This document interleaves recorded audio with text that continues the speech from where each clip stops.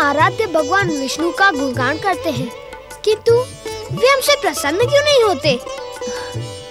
पुत्र ध्रुव, भगवान विष्णु की प्रसन्नता का प्रमाण इससे अधिक क्या हो सकता है कि तुम मुझे पुत्र रूप में प्राप्त हुए। माता, मैं भगवान के साक्षात दर्शनों की बात कर रहा हूँ।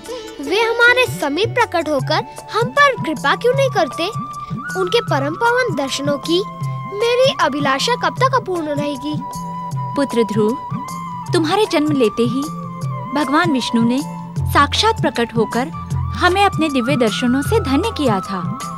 तुम उस समय अबोध थे, इसी कारण तुम्हें उस घटना का स्मरण नहीं है। जब जन्म के समय दर्शन दिए थे तो अब वे दर्शन क्यों नहीं देते? मैं उनके दर्शनों के लिए तड़प रहा हूँ माता। अब तो मैं सब कुछ समझने लगा हूँ माता। भगवान तो सदा भक्तों के समीप ही रहते हैं।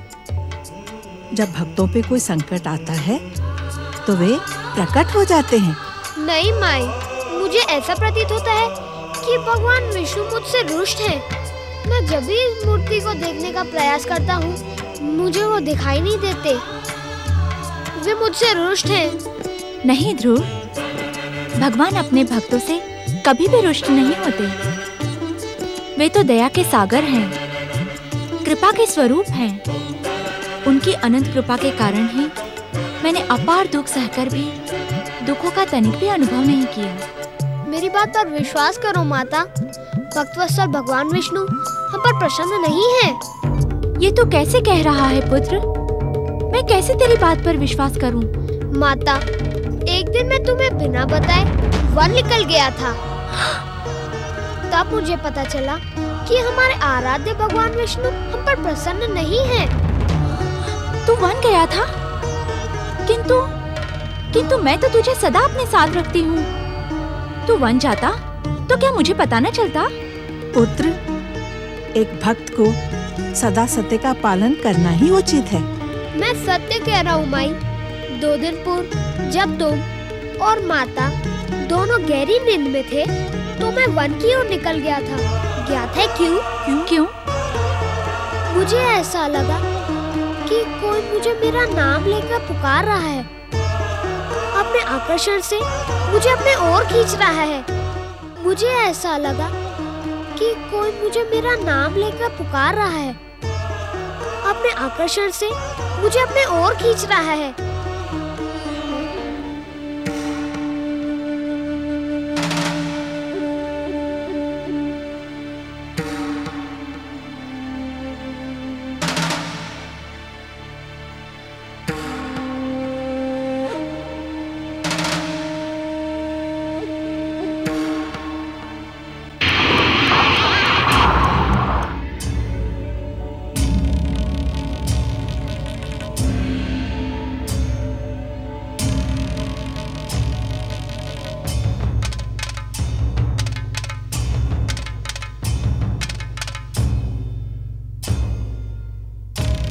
बालक ध्रुव,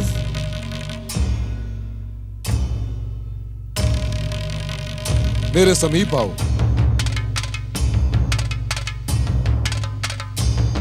आओ, मेरे समीप आओ ध्रुव। मैं तुम्हारे और तुम्हारे माता के समस्त कष्ट मिटा दूंगा। हाँ ध्रुव, आओ। बालक ध्रुव, तुम जितने अधिक सुंदर हो, उससे भी अधिक अभागे हो वत्स। जिस दिन से तुम अपनी माता के गर्भ में आए, उस दिन से तुम्हारी माता सुनीति पर दुर्भाग्य के पहाड़ टूट पड़े। अरे अरे अरे, महारानी होते हुए भी उसे भिखारन बना दिया गया। ये आप क्या कह रहे हैं? मैं सत्य कह रहा हूं ध्रुव। हाँ, तुम्हारे जन्म से पूर्व ही तुम्हारी माता सुनीति को महल से निकालकर वन भवन भेज दिया गया। हाँ, अपने से बड़ों का परिचय पूछना धृष्टता होती है, किंतु क्षमा के साथ क्या मैं ज्ञात कर सकता हूँ कि आप कौन हैं? मैं तुम्हारा शुभचिंतक हूँ ध्रुव। तो फिर मुझे ये सब कुछ क्यों बता रहे हो? मैं तुम्हारी और तुम्हारी माता की दुर्दशा से चिंतित हूँ। और चिंतित ही नहीं, बहुत अधिक चिंतित हूँ ध्रुव। इसी कारण मैंने तुम्हें पुकारा। यदि तुम मेरी बात मानोगे तो तुम्हारे और तुम्हारी माता के समस्त दुखों का अंत हो जाएगा। ध्रुव, क्या तुम तुम्हारे और तुम्हारी माता की दुर्दशा का कारण ज्ञात करने के इच्छुक हो? अवश्य। आप कृपा करके बताएं कि मेरी माता की दुर्दशा का कारण क्या है? जगदीश्वर भगवान विष्णु की आराधना। तुम्हारे और तुम्हारी माता की दुर्दशा का कारण विष्णु की आराधना है ध्रुव। तुम दोनों दिन रात विष्णु आराधना में लीन रहते हो, जबकि तुम दोनों के दुखों का मुख्य कारण विष्णु है। विष्णु नहीं नहीं, ये असत्य है। सत्य कहें, कौन है आप और मेरे मन को भ्रमित करने का प्रयास क्यों कर रहे हैं? माता कहती है भगवान विष्णु सारे जगत के पालनहार है, हर जीव को अपने पुत्र की बात ही प्रेम करते हैं। इस प्रकार अट्टहास करके मुझे भयभीत न करें। भगवान विष्णु मेरी माता की दुर्दशा का कारण नहीं हो सकते। ध्रुव, तुम्हारी अज्ञानी माता ने यह भ्रम तुम्हारे अबोध मन में भर दिया है। यदि विष्णु तुम पर कृपा करते तो तुम्हारी महारानी मां को महलों से क्यों निकालने देते? तुम्हें महलों के सुखों से वंचित क्यों होने देते? बताओ ध्रुव। ध्रुव, आज मैं तुम्हें वो सत्य बताऊंगा जिसे तुम्हारी माता ने तुमसे आज तक छुपा कर रखा। कौन सी बात? ध्रुव, तुम इस संसार के प्रथम पुरुष पृथ्वी सम्राट मनु के पुत्र उत्तानपाद के ज्येष्ठ पुत्र हो। तुम ही कंपिला राज्य के युवराज पद के सच्चे अधिकारी हो, किंतु तुम्हारी सौतेली माता सुरुचि ने अपने पुत्र उत्तम को कंपिला का युवराज बना दिया है, और तुम जीवन भर इसी प्रकार वनों में भटकते भटकते कष्ट भुगतते रहोगे। वो तुम्हारी माता ध्रुव, तुम्हारी माता तुम्हारे पिता से मिलने और महलों में रहने के सपने देखते देखते अपने प्राण त्याग देगी, और तुम कुछ नहीं कर पाओगे ध्रुव, तुम कुछ नहीं कर पाओगे। अरे ना ध्रुव, ना वत्स, दुखी ना हो। मैं तुम्हारे माता के दुख मिटाने के लिए ही प्रकट हुआ हूं। मैं तुम्हें कंपिला के युवराज पद पर प्रतिष्ठित करवाने का इच्छुक हूं। हाँ। हे देवी पुरुष, मैं आपका वचन पाकर धन्य हो गया। मैं स्वयं अपनी माता का दुख मिटाने का इच्छुक हूँ। बालपन से मैं अपनी माता की आंखों में दुख की काली छाया देख रहा हूँ। यदि तुम अपने माता के दुख को समाप्त कर देने के इच्छुक हो तो तुम्हें मेरे बताए मार्ग पर चलना होगा ध्रुव। आप तो मेरे शुभ चिंतक हैं। अपनी माता का दुख मिटाने के लिए मैं कोई भी मार्ग पर चलने के लिए संकोच नहीं करूंगा। आज्ञा दे, मुझे क्या करना है? तुम विष्णु भक्ति त्याग कर अपना मन भाग्य विधाता शनिदेव के भक्ति में लगा दो। भाग्य विधाता शनिदेव क्षण मात्र में तुम्हारे समस्त कष्ट नष्ट कर देंगे, और तुम्हारी माता पुनः कंपिला की पटरानी बन जाएंगी। क्या भाग्य विधाता शनिदेव हैं? इसका उत्तर तुम्हें कुछ समय के पश्चात स्वयं ही मिल जाएगा ध्रुव। मेरी माता भगवान विष्णु को छोड़कर किसी अन्य की भक्ति नहीं करेंगी, यह मुझे भली भांति ज्ञात है। और जो मेरी माता करेगी वही मैं करूंगा।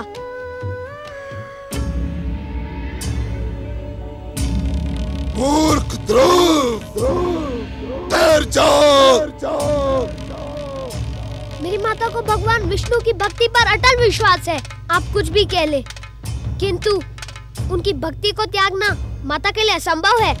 यदि तुझे तेरे विष्णु पर इतना विश्वास है तो जाकर पूछना उससे कि उसने तेरी और तेरी माता की ऐसी भयानक दुर्दशा क्यों की, तुझे तेरे अधिकारों से वंचित क्यों रखा, तुझे वनों में ठोकरें खाने के लिए जन्म क्यों दिया। जाकर पूछना उससे।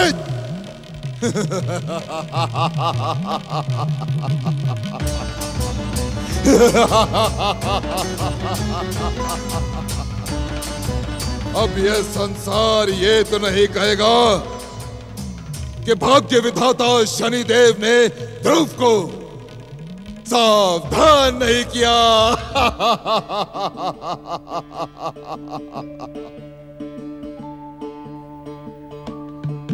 शनिदेव हमारा कभी पीछा नहीं छोड़ेंगे बिटिया रानी। शनिदेव का प्रतिशोध और शत्रुता कभी समाप्त नहीं होती।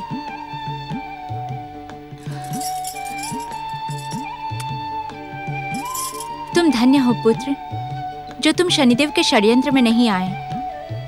तुमने अपनी माता के समान भगवान विष्णु पर अपना विश्वास बनाए रखा। माता, क्या इस घटना का ज्ञान हो जाने के पश्चात भी आपको विश्वास नहीं होता कि हमारे आराध्य भगवान विष्णु हमसे रुष्ट है? नहीं पुत्र, भगवान अपने भक्तों से कभी भी रुष्ट नहीं होते। यदि वे रुष्ट नहीं तो तुम्हारी दुर्दशा का कारण क्या है? पुत्र, भगवान अपने भक्तों की कठोर परीक्षा लेते हैं। क्यों माता? उनकी कठोर परीक्षा का कारण है कि वे किसी को अपनी भक्ति की अमूल्य निधि प्रदान करने से पहले ये अवश्य ज्ञात कर लेते हैं कि उनका भक्त अपनी स्वार्थ सिद्धि के लिए तो भक्ति नहीं कर रहा। यदि भक्त सच्चा हुआ तो भक्त वत्सल भगवान उसे अपनी कृपा से धन्य कर देते हैं। माता, प्रभु का ये परीक्षा का क्रम कब तक चलता रहेगा? ये तो जगदीश्वर की इच्छा पर ही निर्भर करता है पुत्र, किंतु हमें कठोर से कठोर परीक्षा देने से भयभीत होना उचित नहीं है। एक निवेदन करूं माता? अवश्य पुत्र। माता, हम अपने जगदीश्वर भगवान विष्णु की आराधना प्रारंभ करते हैं। उनसे प्रार्थना करते हैं कि वे हमें दर्शन दें। जब तक वे हमें स्वयं दर्शन नहीं देते, हम उनकी आराधना करते ही रहेंगे। पुत्र, क्या तुम अपनी भक्ति से भगवान की परीक्षा लेने के इच्छुक हो? नहीं माता, भगवान की परीक्षा के विषय में मैं सोच भी नहीं सकता, किंतु हाँ, उनके दर्शनों की अभिलाषा अवश्य मेरे मन में है। जब वे मुझे दर्शन देंगे, मैं उनसे पूछूंगा कि हम उनके भक्त होते हुए भी हम इतने दुखी क्यों हैं? ध्रुव, एक भक्त के मन में दुख की नहीं, हर्ष और आनंद की निर्मल गंगा सदा बहती रहना आवश्यक है। कैसे माता? जब तक तुम पुनः कंपिला की पटरानी नहीं बन जाती, मैं कंपिला का युवराज नहीं बन जाता, तब तक हर्ष और आनंद की निर्मल गंगा कैसे बह सकती है?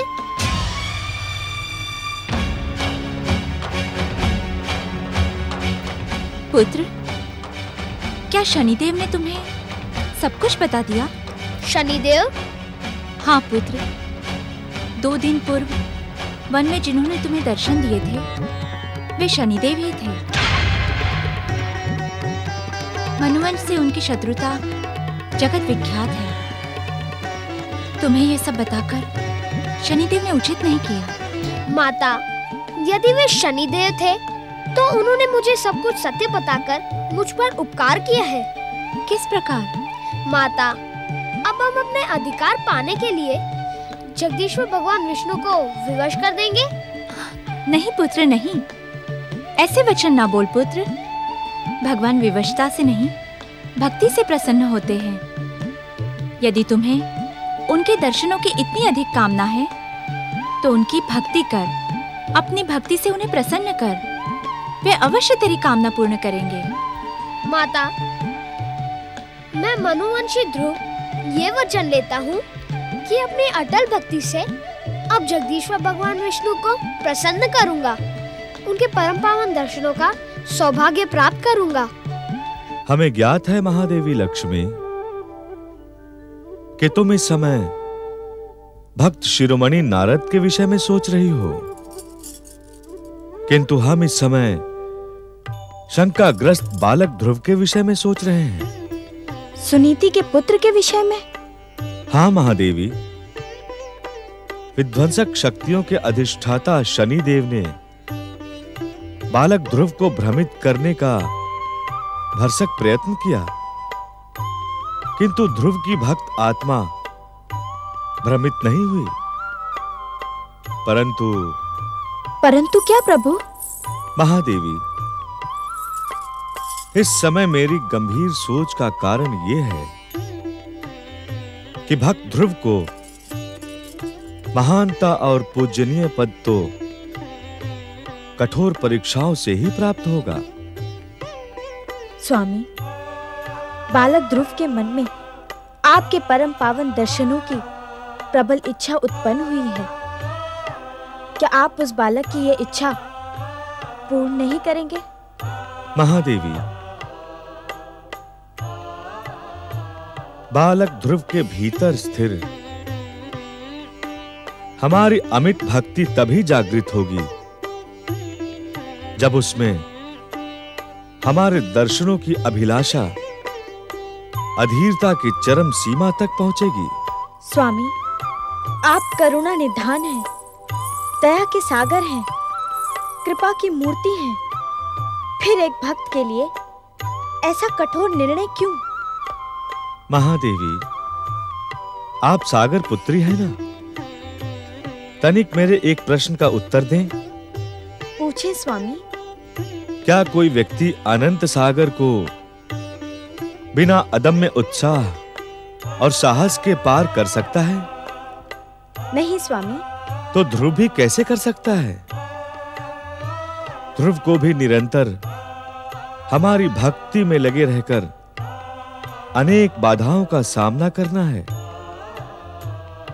महादेवी लक्ष्मी, जिस भक्त को आकाश की अनंत ऊंचाइयों का स्पर्श करना हो,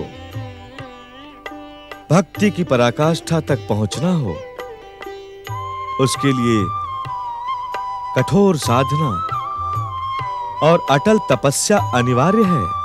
प्रभु, तनिक बालक ध्रुव की आयु तो देखें।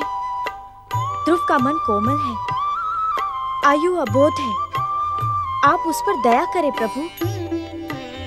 अबोध आयु के कारण कहीं उसके मन से आपकी श्रद्धा और आस्था डिग न जाए। तुम्हारी चिंता व्यर्थ है महादेवी। ध्रुव का अस्तित्व ही श्रद्धा, आस्था और भक्ति के तत्वों से निर्मित हुआ है। यदि ऐसा न होता तो हम स्वयं उसके जन्म पर प्रकट होकर उसका नाम ध्रुव ना रखते। त्रिलोकीनाथ, मेरे मन को एक प्रश्न व्यथित कर रहा है। महादेवी लक्ष्मी, आपके स्वामी त्रिलोकीनाथ ने अभी तक अपने इस इच्छा संसार में ऐसा कोई तत्व निर्मित ही नहीं किया है जो आपको व्यथित करने का दुस्साहस करे। महादेवी, बालक ध्रुव के जीवन में आज जो शत्रु दिखाई पड़ रहे हैं, उन पर तो वो सरलता से विजय प्राप्त कर लेगा,